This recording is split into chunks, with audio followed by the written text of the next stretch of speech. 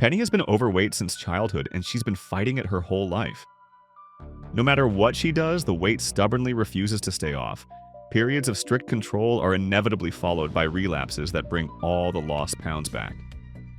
One day, she gets her hands on an experimental drug that allows her to lose weight regardless of what she eats, but it comes with serious side effects, including an unbearable hunger that can only be satisfied with blood. The success of the substance has pushed horror filmmakers to look for monsters not just outside, but within, to explore the inner world of a person and their duality. Thinestra is another take on the Dr. Jekyll and Mr. Hyde concept, an ironic dark fairy tale centered on the struggle with excess weight and, of course, self-acceptance. If the heroine of the substance desperately clung to her fading youth, Penny fights for a slim, toned body, presented in the same body horror metaphor-driven format.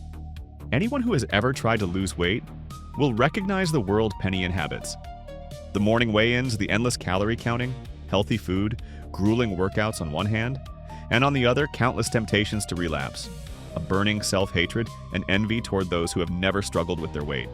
Screenwriter Avra Fox-Lerner and director Nathan Hertz grant Penny a miracle pill that makes her drop 5 kilograms after every dose, but her hunger doesn't go away. Instead, it materializes in the form of a bloodthirsty double. The filmmakers suggest that by a kind of conservation of energy logic, the darkness inside Penny won't disappear until she changes her attitude toward herself, until she learns to love and accept herself in any form.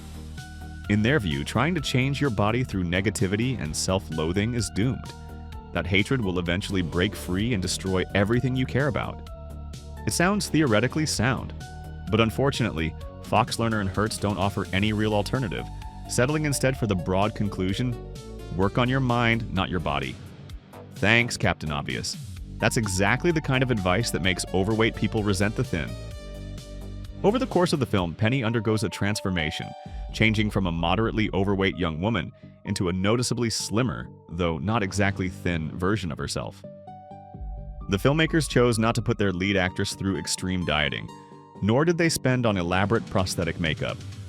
Instead, they found an elegant solution.